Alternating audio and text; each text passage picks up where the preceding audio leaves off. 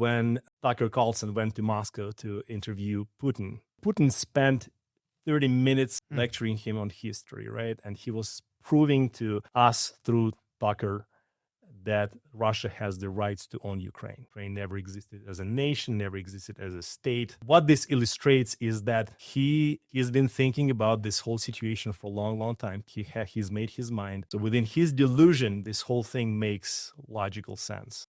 But when he started, Ukraine, or a good chunk of Ukraine, was a part of Russia at that point in time. So did he always feel like he lost a piece of Ukraine and that was his fault back when he was considered a spy in that era right then? Is that going back to the 1960s, 70s or something like that, from what I understand? And I could be completely wrong on this. Right. So Ukraine gained its independence, not for the first time, by the way, but this time when the Soviet Union collapsed in 1991 and became the independent nation in the internationally recognized borders in 1991. Prior to that, it was a Ukrainian Socialist Republic as a part of the USSR. Prior to that, it was part of the Russian Empire since 1654, when they joined, through the formal Russian history. This was the act of unification between the Ukrainians and Russians. So the formal Russian history is,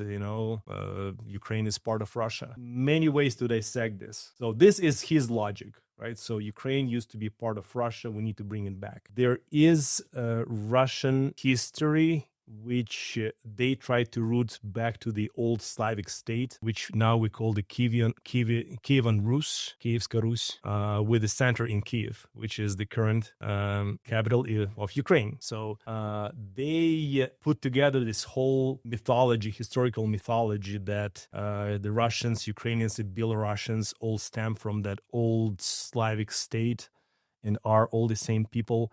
And this mythology falls apart if Ukraine goes independent. So that is his effort, to the way he thinks about is reunification of the old Slavic nations under the same roof of Russia.